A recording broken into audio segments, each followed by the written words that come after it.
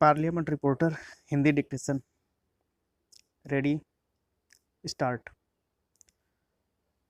महोदय, हिंदी प्रचार कार्य देश में स्वतंत्रता से पूर्व ही चलता आया है। पूज्य बापू जी के स्वतंत्रता प्राप्ति आंदोलन में हिंदी प्रचार कार्य की महत्वपूर्ण भूमिका रही है। विशेषकर अहिंदी भाषी प्रांतों में हिंदी प्रचार कार्य अमृत महोत्सव तक आ पहुंचा है। जिन हिंदी प्रचारकों ने निस्वार्थ भाव से इस कार्य को ठोस आधार प्रदान किया था, उनमें से अब बहुत से महानुभावों की केवल स्मृति ही शेष रही है, परंतु उनके द्वारा चलाए गए हिंदी प्रचार कार्य ने आज बहुत ही प्रगति की है। इसमें से अधिक श्रेय केंद्र सरकार द्वारा संचालित निःशुल्क हिंदी अध्यापन वर्गों को आर्थिक सहायता भी हो सकता है। फिर भी यह नहीं भूलना चाहिए कि यह एक नितांत आवश्यक और राष्ट्र सेवा का कार्य रहा है।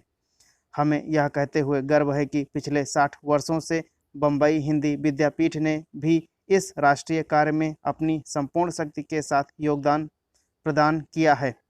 प्रति वर्ष 2 लाख अहिंदी भाषी छात्रों को हिंदी का अतिरिक्त ज्ञान प्रदान करते हुए हम आज भी इस परंपरा को आगे बढ़ाने जा रहे हैं और भविष्य में इसे भी अधिक कुछ कार्य करने की क्षमता व साहस संजोए हुए हैं।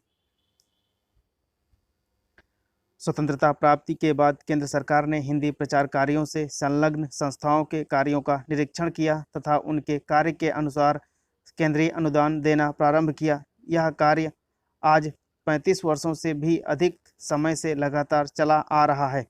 वैसे राष्ट्रीय महत्व की कुछ संस्थाओं को छोड़कर अन्य किसी संस्था को संचालन खर्च के लिए केंद्रीय सहायता नहीं मिलती।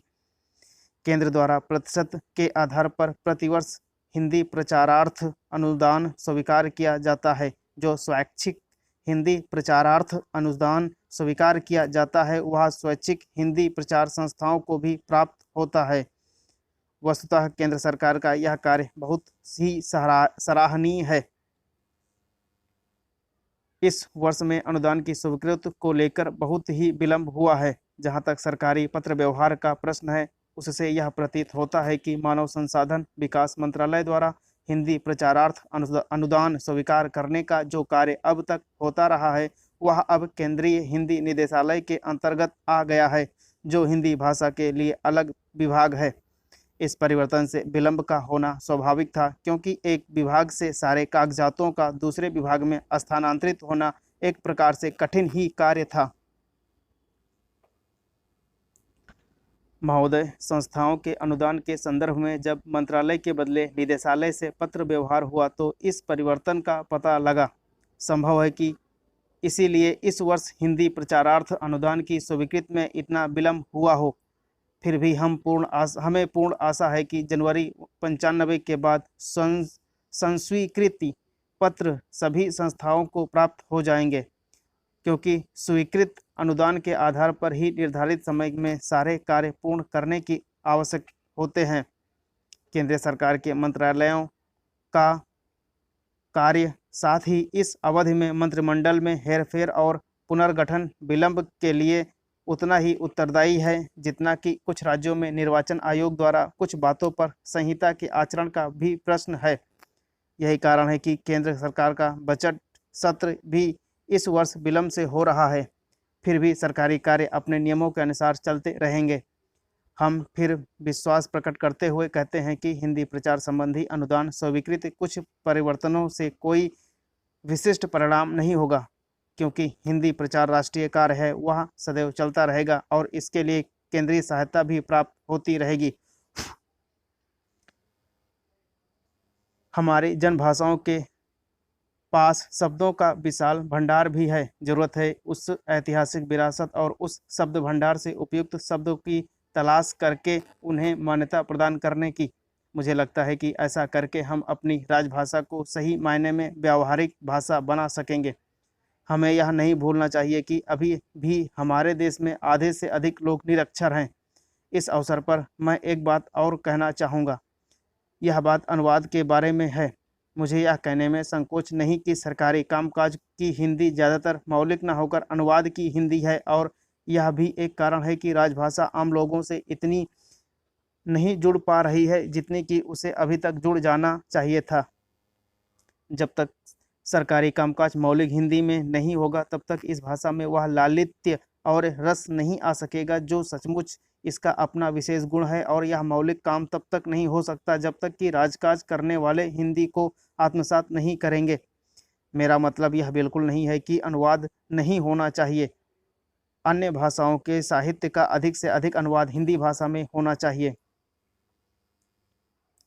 माननीय उपसभा अध्यक्ष महोदय, आपका और मंत्री जी का मैं आभार व्यक्त करती हूं जो आपने मुझे बोलने का अवसर दिया। विधेयक प्रस्तुत करने वाले सदस्य यहाँ नहीं हैं, लेकिन उनका रोजी रोटी कपड़ा और मकान विधेयक देखकर मुझे लेनिन का वह कथन स्मरण हो गया जिसको मैं समझती हूँ कि यहाँ पर उद्धृत किया जाए।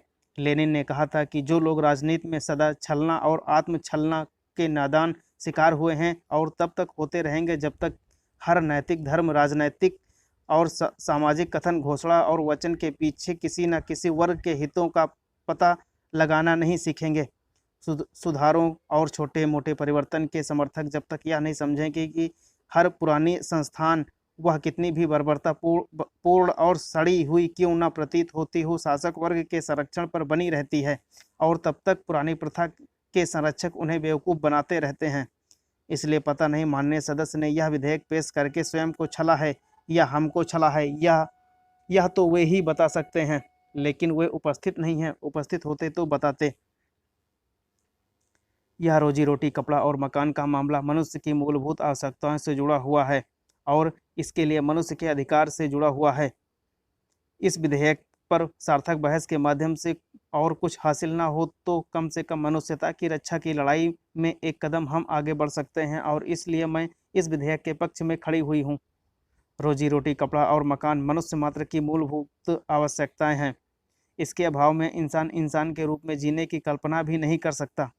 जो समाज लोगों की इन मूलभूत आवश्यकताओं की पूर्ति नहीं कर सकता, उस समाज को अपराधी के कटघरे में खड़ा किया जा सकता है। प्रश्न यह है कि अंततः वे कौन सी चीज़ें हैं जो मनुष्य को पशु से अलग करती हैं, मनुष्य और पशु में भेद करना हमें सिखाती हैं। एक सुरक्षित स्थान में रहना, खाना पीना, प्रजनन करना, यह काम जानवर भी करता है। हालांकि मेरी दृष्टि में यह भी मानवीय कर्म ही है, लेकिन मैं इन कर्मों को आप सिर्फ इन्हीं तक सीमित रखकर देखें तो इंसान और जानवर में कोई अंतर नहीं होता।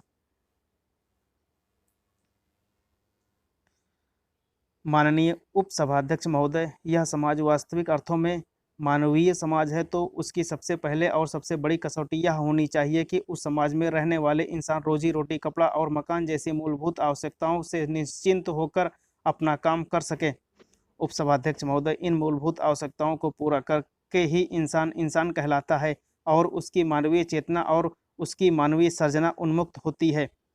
इसलिए यह आवश्यक है कि इस दिशा में सबसे पहले कदम यानी रोजी का अधिकार अर्थात काम का अधिकार सुनिश्चित किया जाए। रोजगार के अधिकार के माध्यम से कोई भी नागरिक जहां अपनी मूलभूत आवश्यकताओं की पूर्ति करता है, वहीं वह अन्य रचनात्मक कार्यों को भी पूरा करता है। एक मानवीय समाज की मूलभूत आवश्यकताओं की कसौटी पर जब हम अपने समाज को आंकते हैं तो हमें सिवाय गहरी निराशा और कुंठा के और कुछ नज़र नहीं आता है। आज हम एक विशेष परिवेश में जब हम इस विधेयक पर विचार कर रहे हैं तो वह और भी ज़्यादा निराशाजनक है। आज से केवल 1 वर्ष पहले काम के अधिकार को संविधान में मूलभूत अधिकार के रूप में शामिल करना चर्चा के केंद्र में था।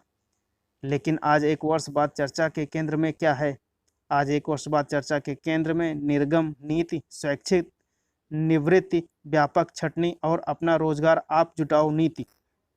उपसभाध्यक्ष महोदय, एक ऐसे परिवेश में यह विधेयक किसी को भी व्यर्थ जान पड़ सकता है, लेकिन मैं समझती हूँ कि यदि समाज में मानवद्रोह की प्रवृत्तियाँ रहती हैं तो मानवता को जीवित रखने वाली समाज की प्रकृति को आगे बढ़ाने वाली शक्तियाँ भी इस लड़ाई में साथ साथ चलती हैं।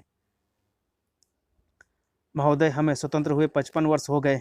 1950 में जब हमारा संविधान अपनाया गया तो उस समय सामाजिक, आर्थिक और राजनीतिक न्याय की स्थापना का लक्ष्य हमारे सामने रखा गया था और निर्देशक तत्वों में यह घोषणा की गई थी कि प्रत्येक व्यक्ति की जीविका के लिए पर्याप्त साधन और संतोषप्रद जीवन स्तर, शिक्षा पाने का वचन दिया गया था और धन तथा उत्पादन के साधनों के अहितकर केंद्रीकरण पर रोक लगाने की मांग की गई थी।